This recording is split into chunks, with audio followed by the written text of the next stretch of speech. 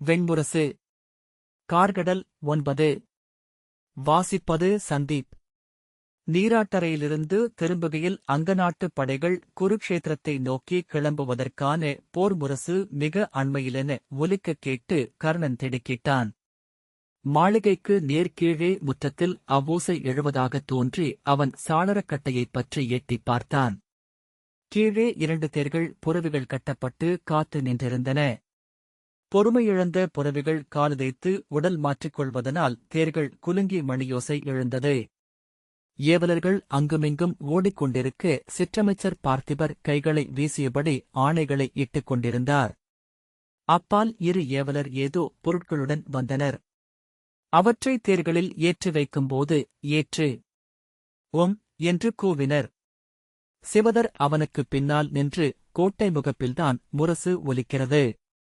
ஆனால் கோட்டை மிகச் சிறிது என்றார். கர்ணன் திரும்பிப் பார்த்து தலையசைத்தான். நமது படையினர் அனைவரும் அந்தியிலிருந்தே ஒருங்கி ஆணைக்காக காத்திருக்கிறார்கள். இன்றிரவு கிளம்ப வேண்டியிருக்கும் என்பதில் எவருக்கும் ஐயமிருக்கவில்லை. நான் மாலையில் படைமுகப்பிற்குச் சென்றபோது பெரும்பாலானவர்கள் கவசங்களை அணிந்து கால்குரடுகளைக் கட்டி கையில் படைக்கலங்களுடன் இருப்பதை பார்த்தேன். எதற்காக காத்திருந்தாலும் அது நிகழ்கையில் நிறைவே எழுகிறது என்றார். கர்ணன் தன் கூந்தலை கையால் அரைந்து பின்னாலிட்டான். நானும் கிளம்ப வேண்டும் என்றான். பால்ஹிகரும் கௌரவரும் சற்று ஓய்வெடுத்தனர். அவர்கள் புரவிகளிலேயே வந்திருக்கிறார்கள். திரும்பிச் செல்ல விரைவுத் தேரை ஒருக்க ஆணையிட்டிருக்கிறேன். கர்ணன் தலையசைத்தான். நீங்கள் செல்வதற்கும் விரைவுத்தேர் என்று சொன்ன சிவதர் நிறுத்தி தயங்கி ஜெயித்ரத்திலேயே செல்லவிருக்கிறீர்களா என்றார். ஆம் என்றான் கர்ணன். சிவதர் கூர்ந்து நோக்கிவிட்டு ஆம் நன்று என்றார். கர்ணன் நான் அங்கே நுழைவது எந்தையின் மைந்தனாக என்றான். சிவதர் உளம் பொங்க ஆம் என்றார். கர்ணன் நீங்கள் அங்கநாட்டுக்கே திரும்பிச் செல்லுங்கள் சிவதரே. என் மைந்தனுடன் இருங்கள் என்றான். சிவதர் ஒன்றும் சொல்லவில்லை. கர்ணன் அவரை நோக்காமல் திரும்பிக் கொண்டு எதுவும் நம்மிடையே எஞ்சவில்லை என்று எண்ணுகிறேன். சென்ற பிறப்பின் கடனை இன்று தீர்த்துவிட்டோம் என்றான். சிவதர் மெல்ல முனகினார். கர்ணன் பெருமூச்சுவிட்டு உடலில் ஒரு மெல்லிய நிலையின்மை அசைவென வெளிப்பட நின்றான். தங்கள் கவசங்களும் படைக்கலங்களும் எடுத்து வைக்கப்பட்டுள்ளன என்று சிவதர் சொன்னார். அச்சொற்களினூடாக நிலை மீண்டு இங்கிருந்து கிளம்பி நேராகவே படைமுகப்பிற்குச் செல்வது போலிருக்கும் என்று எண்ணுகின்றேன் என்றார். கர்ணனும் மீண்டு விரைவுத் தேரில் நான் அவர்களுடன் முன்னால் செல்கிறேன். நமது படைகள் பின்னால் வந்து சேர்ந்து கொள்ளட்டும் என்றான். ஆம், அதற்குத்தான் தேர்களை ஒருக்கி நிறுத்தியிருக்கிறேன் என்று சிவதர் சொன்னார். கர்ணன் தன் சால்வையை எடுத்து நன்றாகச் சுற்றியபடி சிறிய கதவை திறந்து உடலை மிகவும் குறுக்கி அப்பால் சென்று அங்கு காத்து நின்றிருந்த அணிச்சேவகர்களிடம் ஓம் என்று கைவீசி ஆணையிட்டான். அவர்கள் சிறிய பீடத்தை இழுத்துப் போட்டனர். அவன் அதில் அமர்ந்த பின்னர் பெருமூச்சுடன் கால்களை நீட்டிக் கொண்டான். அவர்கள் மெல்லிய குரலில் தங்களுக்குள் பேசிக்கொண்டு பணியைத் தொடங்கினர். சிபரத்தின் காவலர் தலைவனின் மாளிகை சிற்றுடலர்களுக்காகவே கட்டப்பட்டது போலிருந்தது. அறைகளும் வாசல்களும் தூண்களும் அனைத்துமே சிறியவை. சில அறைகளில் 2 கைகளையும் விரித்து இருபக்கச் சுவர்களையும் அவனால் தொட முடிந்தது. அவன் முன்னிருந்த ஆடை கூட மிகச் சிறியது. அவன் முகமும் மார்பும் மட்டுமே அதில் தெரிந்தன. பொருட்களை எடுத்து பரப்பிய பின் அணியர்கள் விரைவாக அவனை ஒருக்கத் தொடங்கினர். கொம்புச்சீப்பால் அவன் குழலை கோதி பின்னால் எடுத்து 3 பட்டைகளாக்கி ஒன்றுடன் ஒன்று முடைந்து சுருட்டிக் கொண்டையாக்கினர். அதன் மீது செம்பட்டு ஒன்றைக் கட்டி நாடாவால் இறுக்கினர். அவன் கைகளுக்கு கனகங்களும் முழங்கைக் காப்பும் தோள்வளையும் அணிவித்தனர். தன் விரல்களில் அரசக்கணையாழிகளை ஒவ்வொன்றாக அணிவிப்பதை அவன் பார்த்துக் கொண்டிருந்தான். அவர்கள் கூறுவதற்குள்ளாக அவன் எழுந்து நிற்க 2 பட்டுக் கச்சையை அவன் இடையில் சுற்றிக் கட்டினர். இடையாடையை மடித்து தற்றுடுத்து பின்னால் செருகிக் கட்டி அதன் மீது சல்லடத்தை அணிவித்து அதன் கொக்கிகளை இறுக்கினர். அவர்கள் பேழையிலிருந்து திறந்து எடுத்து இட்ட இரும்புக் குரடுகளின் மேல் கால்களை வைத்து ஏறி நின்றான். அதன் தோல் பட்டைகளை அவர்கள் இழுத்துக் கட்டினார்கள். குரடுகள் அவனை மேலும் உயரமாக்கின. அணி முடிந்ததும் அவர்கள் தலைவணங்கி விலகினர். அவன் ஆடியில் தன்னை நோக்கினான். அங்கே கதிரவனின் மைந்தன் தோன்றினான். சிவதர் அறைவாயிலில் நின்று, படைக்கல அறையில் விஜயம் தங்களுக்காக காத்திருக்கிறது, அரசே, என்றார். கர்ணன் அவரை சொல்லமையா விழிகளுடன் திரும்பி நோக்கினான். அணியர் இறுதியாக எடுத்து அணிவித்த பொற்பட்டு மேலாடையை தோளில் சுற்றி கைகளில் பற்றிக் கொண்டு சிறுவாயிலினூடாக உடலை தணித்து மறுபக்கம் சென்றான். சிவதர் அவனைத் தொடர்ந்து வந்தார். இடைநாழியில் நடக்கையில் மரத்தரையில் அவரது இரும்புக் குரடுகள் எழுப்பிய ஒலி அக்கட்டடத்தின் அனைத்துச் சுவர்களையும் அதிர வைத்தது. படிகளில் அவன் இறங்கியபோது மரப்பலகைகள் விரிசலிட்டு முனகின. கூடத்தில் அவனுக்காக அங்கநாட்டின் படைத்தலைவர்கள் 7 காத்து நின்றிருந்தனர். அவனைக் கண்டதும் தலை வணங்கினர். கர்ணன் அவர்கள் ஒவ்வொருவரையாக பார்த்துவிட்டு வஜ்ரசீர்ஷனிடம், நமது படைகள் குருக்ஷேத்திரத்திற்குச் சென்று காந்தாரர் சகுனியிடம் வருகை அறிவிப்பு செய்ய வேண்டும். அவரது ஆணை தலை கொள்ளப்பட்டும், என்றான். ஆணை, என்றான் வஜ்ரசீர்ஷன். அவர்கள் தலை வணங்கி நிறையாக வெளியே சென்றனர். சிவதர் சற்று முன்னால் சென்று அவனுக்காக காத்திருந்தார். அவன் நடந்து அவரை அணுகியதும், இவ்வழி, அரசே, என்று முன்னால் சென்றார். இடைநாழிகள் ஒடுங்கலானவை. படைக்கலப் புரை மிகச் சிறிதாக இருந்தது. அந்த மாளிகை முன்பு எப்போதோ சிறிய வேட்டைக் குடிலாக கட்டப்பட்டிருந்தது. பின்னர் அது காவல் மாளிகையாக மாற்றப்பட்ட போதுகூட அதன் அடிப்படை கட்டடத்தை அப்படியே தக்க வைத்திருந்தார்கள். சேறு குழைத்து கட்டப்பட்ட பருமனான யானைப்பள்ளை சுவர்களால் அதன் கீழ்நிலையின் தென்மேற்கு மூலையில் அமைந்திருந்த படைக்கலப் புரையின் நுழைவாயில் சிறிய பெட்டியொன்றின் மூடி போலிருந்தது. சிவதர் அதை இழுத்துத் திறந்து உள்ளே கை காட்டி விலகி நின்றார். உள்ளே எரிந்த நெய்ச்சுடரின் வெளிச்சம் செம்பகை போல தெரிந்தது. கர்ணன் அந்நிலை வாயிலின் படியைத் தொட்டு சென்னிசூடிய பின் முழந்தாடிட்டு அவ்வறைக்குள் நுழைந்தான். அங்கே அவனால் எழுந்து நிற்க முடியாதென்று தெரிந்தது. அறைக்குள் ஒவ்வொரு படைக்கலத்திலும் 1 வீதம் படைக்கலங்கள் அனைத்தும் பூசைகைக்கு வைக்கப்பட்டிருந்தன. செம்பட்டு விரித்த உயரமற்ற பீடங்களில் செந்தூரமும் குங்குமமும் பூசப்பட்ட கொம்பு பிடிகொண்ட குத்துவாளும் நீள்வாளும் கதையும் அங்குசமும் கோடரியும் பாசமும் காலையில் பூசைகைக்கு இட்ட செம்மலர்கள் சூடி பந்த ஒளிகொண்டு அமைந்திருந்தன. எரிவேலும் குத்துவேலும் மாலை சூடி நின்றிருந்தன. அவற்றுக்கு அப்பால் சுவருக்கு இணையாக அவனுடைய பெருவில்லான விஜயம் இருந்தது. அது அந்த அறையை விடவும் நீளம் கொண்டிருந்தது. ஆகவே சற்றே வளைத்து 2 சுவர்களிலும் நுனிகள் முட்ட அதை நிறுத்தியிருந்தனர். படகு போல அதன் வளைவு தெரிந்தது. அதற்கப்பால் பலாமரக் குடத்தில் கடைந்த துர்க்கையின் சிறிய சிலை மரப்பிடத்தின் மேல் பதிட்டை செய்யப்பட்டிருந்தது. தொன்மையால் கருமை கொண்டு மெழுகென மின்னிய முகத்தின் வளைவுகளிலும் விழிகளிலும் பந்தங்களின் ஒளித்துளிகள் இருந்தன. அன்னை 16 கரங்களிலும் படைக்கலங்களுடன் அஞ்சலும் அருளலும் காட்டி அமர்ந்திருந்தாள். அவள் காலடியில் செம்மலர்கள் குவிக்கப்பட்டிருந்தன. இருபுறத்திலும் எரிந்த நெய்விளக்கின் சுடர்கள் அங்கிருந்த காற்றசைவின்மையால் 2 மலர்தழ்கள் போல் நிலை கொண்டிருந்தன. கர்ணன் துர்க்கையை சில கணங்கள் நோக்கிக் கொண்டிருந்தான். பின்னர் கைகூப்பி வணங்கி நெற்றி நிலம் தொடத் தொழுதான். மலர்களில் ஒன்றை எடுத்து தன் கொண்டையில் பட்டுத் துணிச்சுற்றுக்கு மேல் செருகினான். இடையிலிருந்து குறுவாளை எடுத்து இடக்கை கட்டை விரலை கிழித்து 3 சொட்டுக் குருதியை அன்னையின் காலடியில் இருந்த சிறிய பலிப்பிடத்தில் சொட்டி வணங்கிவிட்டு சிறு சிமிழில் இருந்த குங்குமக் குழம்பை நாகவிரலால் தொட்டு தன் நெற்றியிலணிந்தான். விஜயத்தை மும்முறை தொட்டு வணங்கி கையில் எடுத்துக்கொண்டு தவழ்வது போல அந்தச் சிறிய வாயில் வழியாக வெளிவந்து நிமிர்ந்து நின்றான். பெருநாகம் புற்றில் இருந்து வருவது போல் விஜயம் முதலில் வந்தது. சிவதர் அறியாது பின்னடைந்தார். கர்ணன் வெளிவந்து உடல் நீட்டி நின்று வில்லை நிலைநிறுத்தி அதைப் பற்றி சற்று வளைத்தான். சிவதர், தாங்கள் அதை எடுத்து சில காலமாகிறது, அரசே, என்றார். கர்ணன் அப்போதுதான் அவ்வெண்ணத்தை அடைந்தவன் போல அந்த வில்லை பார்த்தான். பரசுராமர் அவனுக்கு அளித்தது அது. எரிவழித்தேவம் முன்பு முப்புறத்தை எரிக்க எழுந்தபோது அவருக்காக தேவசிற்பி விஸ்வகர்மன் படைத்தது. மெய்முனிவர் நெற்றிவிழி திறந்து அவனை நோக்கிய கணத்தில் கண்டது. அவர்கள் அதை சொல்லென்றாக்கினர். பிருகுவிலிருந்து ஜமதக்னியினூடாக அது பரசுராமருக்கு வந்தது. பரசுராமர்களில் திகழ்ந்தது. 18 வரிகள் கொண்ட ஒரு பாடலாக அவர் அந்த வில்லை அவனுக்கு அளித்தார். அன்று கோதையின் நீர்ப்பரப்பு தொலைவில் அந்தி ஒளியில் அனல் கொண்டிருந்தது. தலைக்கு மேல் இருந்த இலைத்தழைப்பில் பறவைகளின் முழக்கம் நிறைந்திருந்தது. கண்கூச வைத்த ஒளிவழுவின் மீது வணிகப் படகுகள் பாய்களை விரித்து எழுந்தமைந்து நிறையாக சென்று கொண்டிருந்தன. கர்ணன் ஆசிரியரின் கால்களை அழுத்தி வருடிக் கொண்டிருந்தான். நீர்வெளியை நோக்கிக் கொண்டிருந்த அவர் தன் கையை அவன் தலையில் வைத்து, வெல்க, புகழ் கொள்க என்று வாழ்த்தினார். அவன் அதை புரிந்து கொள்ளாமல் திகைப்புடன் நோக்க அவர் தன்னிலை மீண்டு, நீ விடைபெறும் காலம் வந்துவிட்டது என்றார். அவன் தலை வணங்கினான்.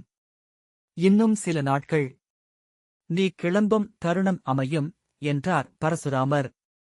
முந்தைய 15 நாட்களாக அவன் இரவிலும் பகலிலும் அவருடனே இருந்தான்.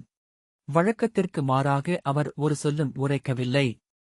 முந்தைய நாள் அந்தியில் கோதையின் கரையில் வழக்கமாக அவர் துயிலும் மரத்தடியில் அவன் இலைப்படுக்கை விரித்து காத்து நின்றபோது எவரிடமென்றில்லாமல் நாளை மறுநாள் சித்திரை முழுநிலவு. ஆசிரியரிடமிருந்து மாணவர்கள் இறுதிச் சொல்லை பெற்றுக்கொள்ள உகந்தது என்றார். அவன் அவர் சொல்வதை புரிந்து கொள்ள முயன்றான். அவர் மேலும் ஒரு சொல்லும் உரைக்காமல் இலைப்படுக்கையில் படுத்து மூச்சொலியுடன் தசைகளை எளிதாக்கிக் கொண்டார். வில்லை மடியில் வைத்தபடி அவன் சற்று அப்பால் வேர் மடிப்பில் அமர்ந்து இருளென ஓடிக்கொண்டிருந்த கோதையை பார்த்தான். அப்போது கூட அங்கிருந்து அஸ்தினபுரிக்கு திரும்பிச் செல்லும் எண்ணம் அவனுக்கு எழவில்லை. தனக்கொரு ஊரும் குடியும் இருப்பதையே அவன் மறந்துவிட்டிருந்தான். எண்ணம் ஓட ஓட சில நாட்களுக்குப் பின் அங்கிருக்கப் போவதில்லை என்ற எண்ணம் மட்டுமே அவனிடம் எஞ்சியிருந்தது. கோதையை பார்த்துக் கொண்டிருந்தபோது இந்த நதியை எத்தனை ஆண்டுகளாக இப்படி பார்க்கிறோம் என்றுதான் உளம் ஓடியது. அது நோக்க நோக்க பொருள் பெருகும் ஒன்றாக இருக்கவில்லை. புவியில் உள்ள அனைத்து பொருள்களும் நோக்குபவனின் எண்ணங்களையும் உணர்வுகளையும் தாங்கள் பெற்றுக்கொண்டு பொருட்செறிவு கொள்கின்றன. இல்லங்கள் நோக்கக் கொள்கின்றன. மரங்கள் உரையாடத் தொடங்குகின்றன. மலைகள் சொல்லின்மையாலேயே உளம் நிறைக்கின்றன. ஆனால் நதி மட்டும் அது கொண்டிருந்த அனைத்து உட்பொருட்களையும் ஒவ்வொரு நாளுமென இழந்து கொண்டிருந்தது. தெற்கே வந்து முதன்முறையாக அதை பார்த்தபோது உளம் பொங்கி கைகூப்பி அதை வணங்கினான். குனிந்து அதன் நீர்த்துளிகளை எடுத்து தன் தலைமேல் விட்டுக் கொண்டான். பெருங்கவிஞர் பாடிப் பரவிய நதி. முனிவர்கள் ஊழ்கத்தில் அறிந்தது. வேதத்தில் வாழ்வது.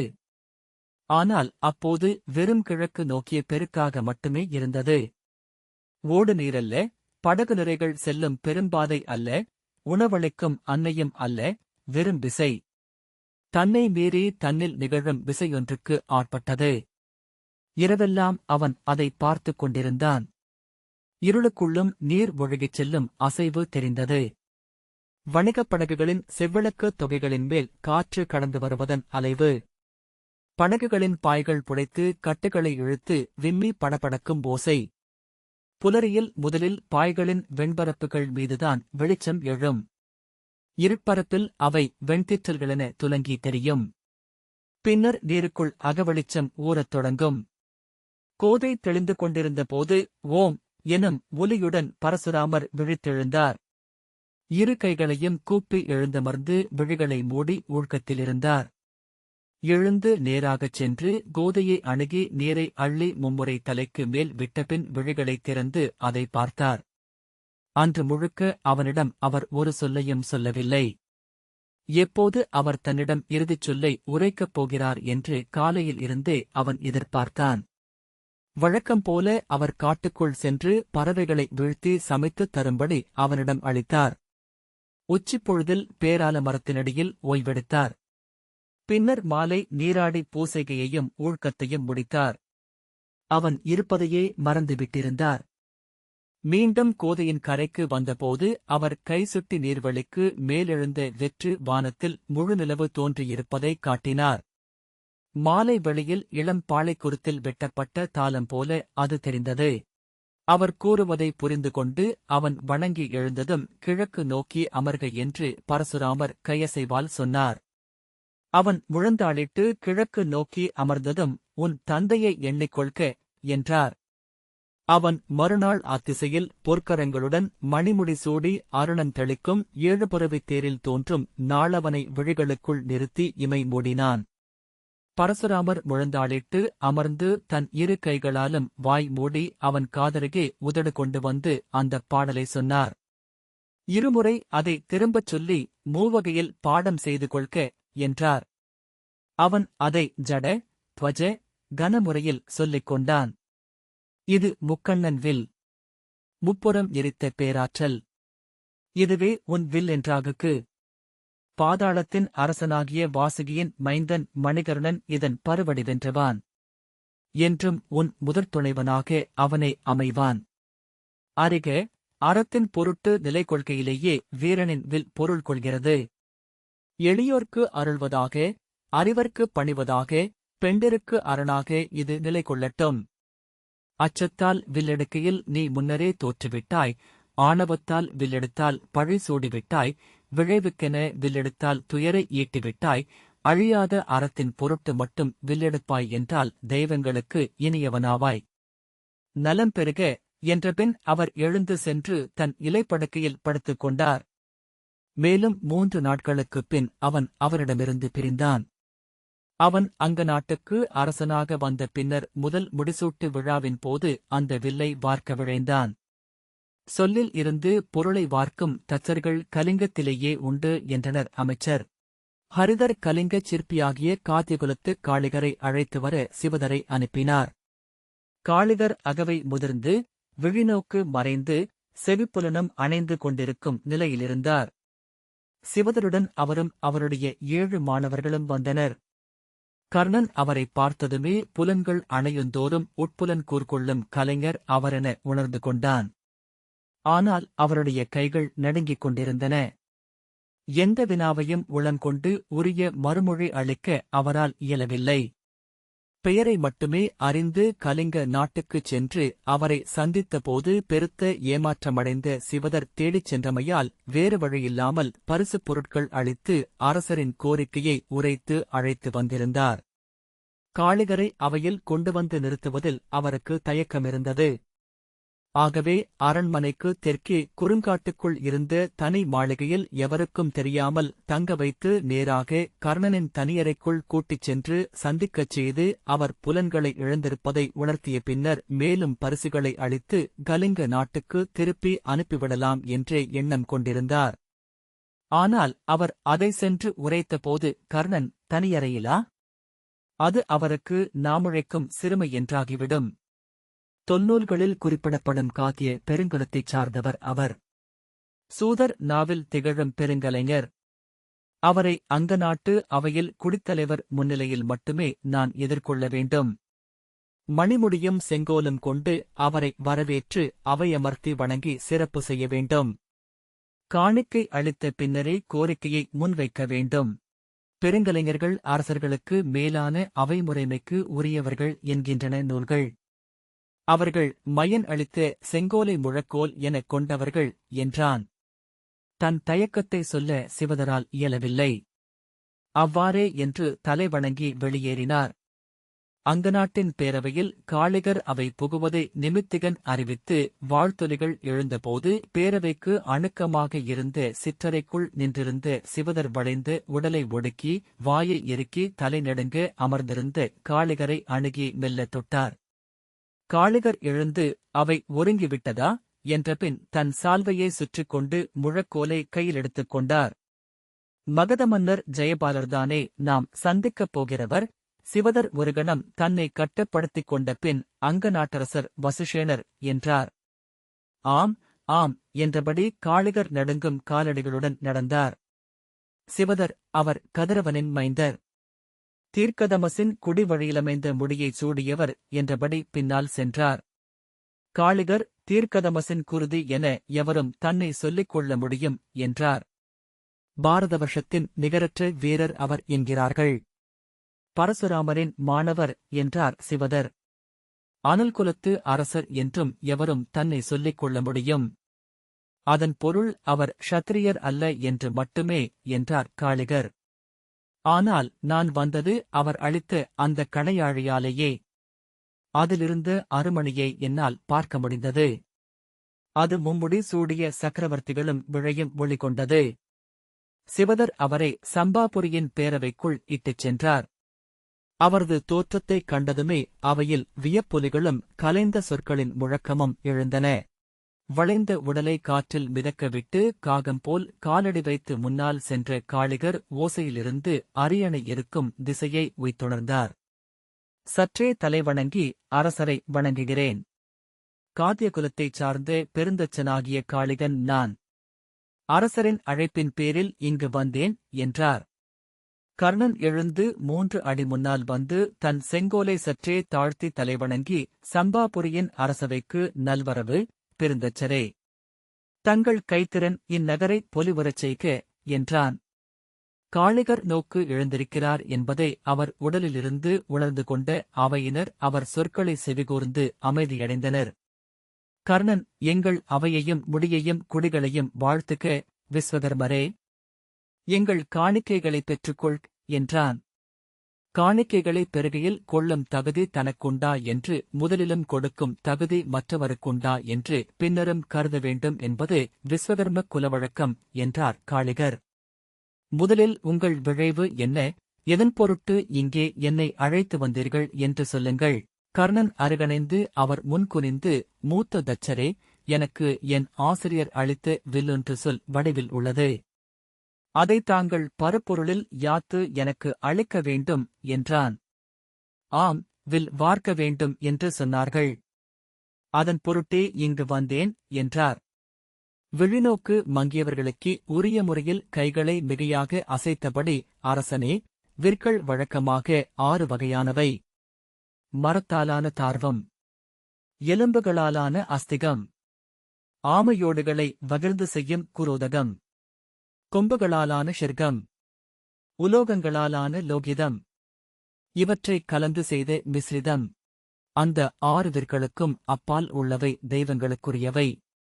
அவற்றை மானுடர் ஏந்தலாகாது என்று அவர் சொன்னார். கர்ணன், தெய்வவில்லை ஏந்திய மானுடர் உண்டு என்றான்.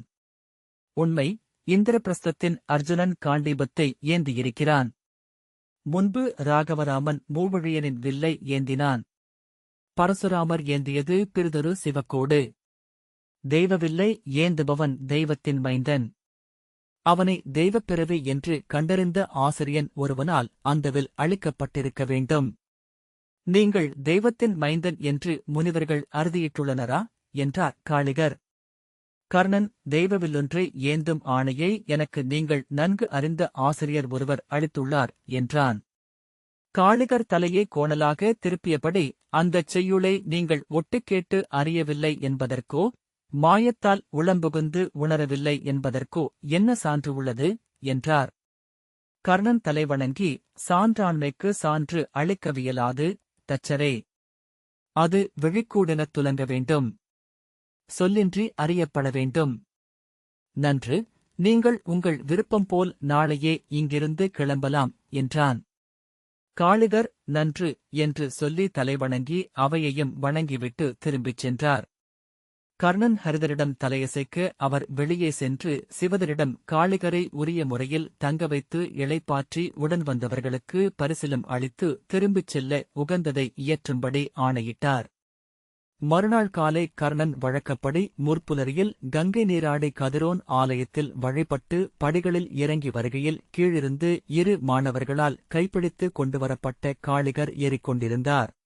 அரசனின் வருகையை அறிவிக்கும் சங்கொலியை கேட்டு அவரை மாணவர்கள் ஒதுக்கி நிறுத்தினர்.